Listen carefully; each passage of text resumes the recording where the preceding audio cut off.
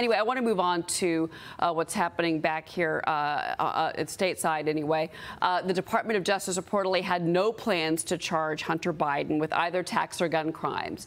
Lawyers for the IRS, Congresswoman, these whistleblowers told the New York Times that attorney David Weiss, who is now Biden's special counsel, would not have brought the charges if the whistleblowers didn't speak out.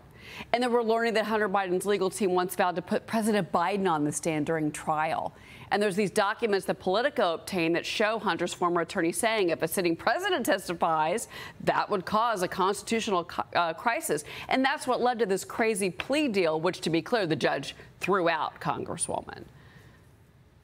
Yeah, I mean, this is just nuts. We are watching a two-tier justice system play out in real time. If your last name is Biden, the law does not apply to you.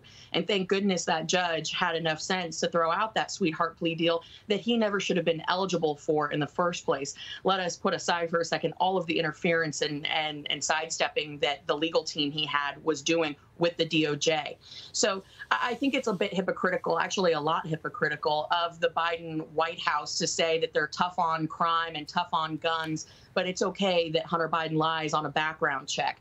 I think it's ridiculous that they want everyone to pay their quote unquote fair share, but then Hunter Biden doesn't pay his $1 million plus tax bill 6 years in a row, and that's okay. And now we have a special counsel who was friends and worked with Hunter Biden's brother, Beau, in the early 2000s.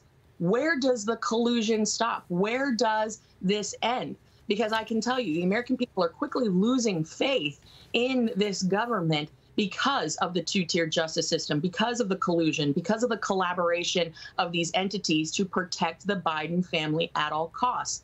Something's got to give, and it's got to give soon. Well, you know, Jim Jordan is actually subpoenaing the Justice Department and the FBI for documents on communications on big tech collusion. He's subpoenaing Citibank for documents for weaponization select subcommittee's investigation into these major banks that shared Americans' private financial data with the FBI without legal process. You are a part of that, Congresswoman. Can you comment on that before you go, please?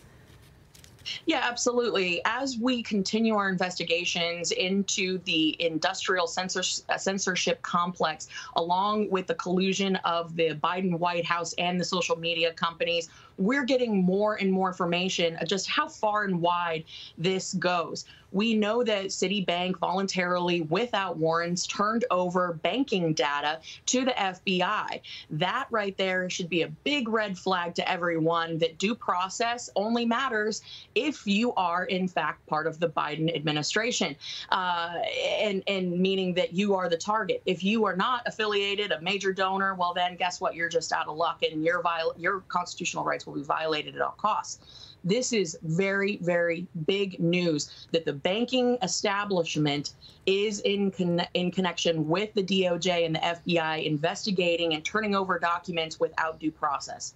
That is a violation of our constitutional rights. That's what we're continuing to uncover.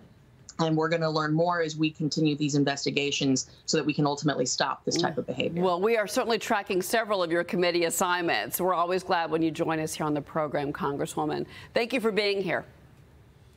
Thank you, Cheryl. Have a great week, everybody. All right, Congresswoman Kat Cammack.